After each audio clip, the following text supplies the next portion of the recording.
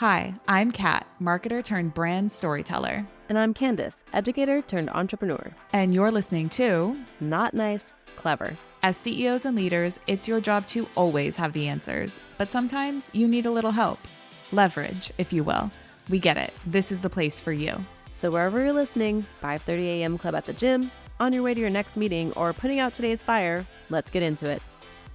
In today's mini episode of Not Nice Clever, we are talking about waiting until you're ready, in big air quotes, because it's something that we hear all of the time. People are waiting to be ready, and it's such a myth. And basically, since this is our podcast and we can do whatever we want, you're about to listen to a 10-minute rant about why you shouldn't wait until you're ready. Kat, would you like to kick us off? I would. Okay, so let's start with ready is not a day on the calendar. So it's like not a real thing. Let's also start with you will never feel ready. Like I'm going to use some advice that I get from my friends who are parents, right? They're step parents, they're parents twice over, once over, they're going through it. And I'm talking to them about like, I want to have a kid in the next couple of years. And I'm like, I'm just not quite ready. I want to get some finances in order. I want to get my business a little bit more on autopilot, da da da da da. And they're like, oh, honey, they're like, you can do all of that and you're not going to know jack shit.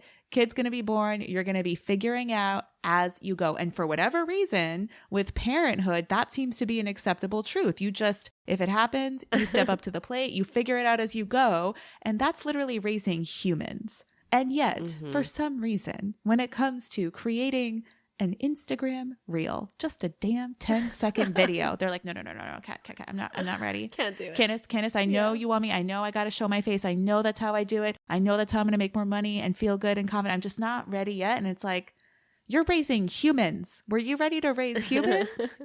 No. Right. Stop it. Like air quotes, eye roll, all the things. Yeah, all of the things. Oh my gosh. Ready is just a decision. And that's what I tell my clients over and over again. You have to decide that you are ready at any given point. And when it comes to things like making Instagram reels or TikToks or some video content, what people often tell me is like, I don't know what to talk about. But those same people also answer the phone every single day and answer people's questions like without even thinking twice about what they're saying. You're already doing it. They already are doing it. The content already exists. They talk about it every single day with their colleagues, with clients who call them, with random people who see a sign on the street and call their number and ask a question. They have no problem answering that. None whatsoever. But for some reason, when they push record, they freak out about it. And the reality of it is you can have those one-to-one conversations all day long, every single day. But if you are not amplifying those conversations, which is exactly what we do with our podcast, we're only talking about things that we actually see with our clients, right? Literally. Yeah. Literally. And we just decided to push record and now we're pretty much famous.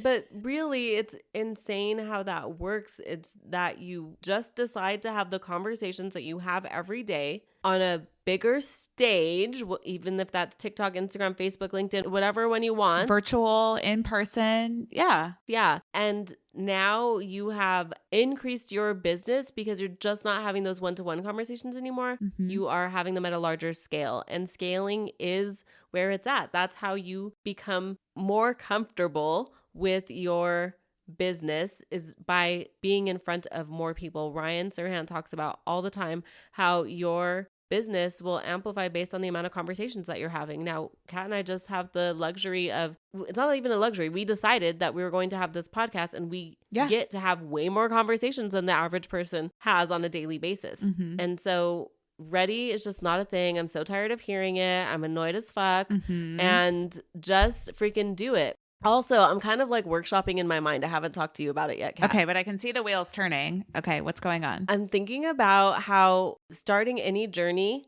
let's take a road trip, for example. If you were like, hey, Candice, let's go on a road trip to wherever, Sedona. Ooh, you and I might get in the car, right? That'd be cool. That would be. So we might get in the car and we know we're going to Sedona. That's the destination. Yeah. But if I see like a bend or a curve or a hill or a mountain that I wasn't expecting on the drive, do we say, oh, let's stop. Oh no. I wasn't expecting to see that. We can't. Right? You just keep going. You don't care what happens along the way. Yeah. You just know you're on your way to Sedona or wherever the fuck it is. And so just like brand building, that is going to happen. There are going to be twists and turns and curves and cacti you weren't expecting to see. Going all in on the Sedona analogy. I love it. I'm here for it. But the thing is, like, you don't know what you're going to see every moment along that journey, but you trust that you're on the right path. Yes. Right? You just set your GPS and know that it's taking you there. Yeah. And there's going to be detours. Hello, it's life. Growth creates crisis. Like if shit is not on fire going wrong, I'm like, am I doing this right? It's a little too quiet. Right? What's happening? Yeah, exactly.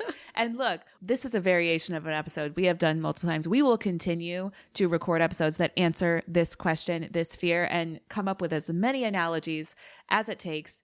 In fact, here's another analogy. Okay, maybe it's like because like the parents and the kids, I have like baby fever on my mind. Yeah. Don't tell Will that I said that. It's okay.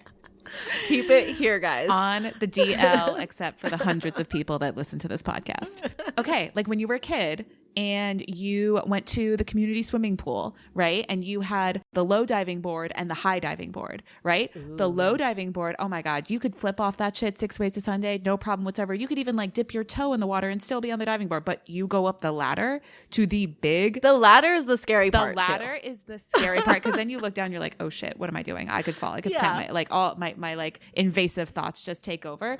But then you're at the top of the high dive. That's what it's called. Gosh, can you guys tell I didn't do swim team? The high dive, right?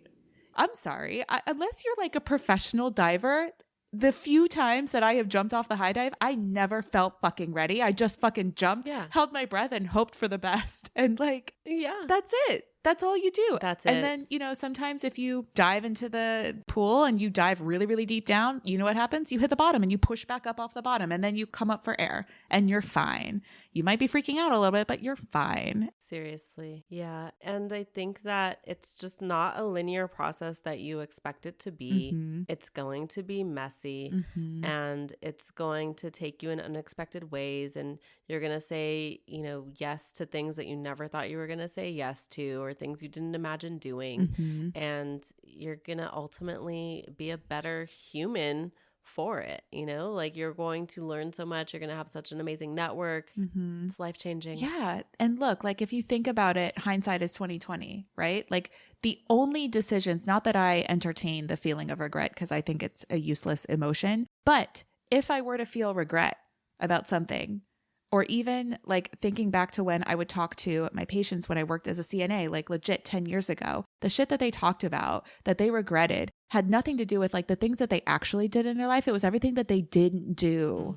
Right? Oh my gosh. Yeah. Like that stings. That's so huge. Yeah. And so it's just whatever's holding you back, whatever analogy you need to hear, don't wait to start. Just do.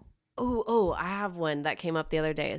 I was hosting a Sell It Like Sirhan like webinar, and we were talking about amplifying the holiday events that a lot of times real estate agents host, right? Like how do we get even more eyes on the event? How do we build brand awareness using the event? Leverage. Yeah. Yes. And so many people were on that call being like, I'm not hosting an event because I'm afraid no one's going to show up. And it made me think about this time, and this is just for our clever crew. Made me think about this time that my best friend and I, Corey, we were hosting a women's event. It was like a book club event and no one came.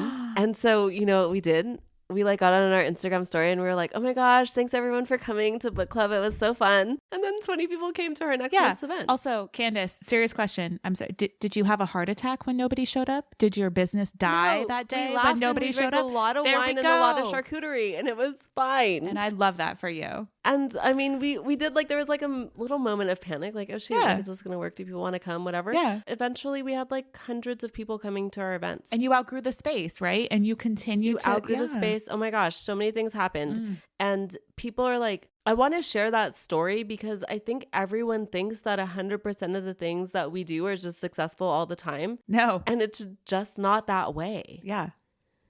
Guys, there's a lot of failure. I just launched on... And I don't even think about it as failure. No, it's just a lesson. It's just information. Yeah. It's just data. Yeah.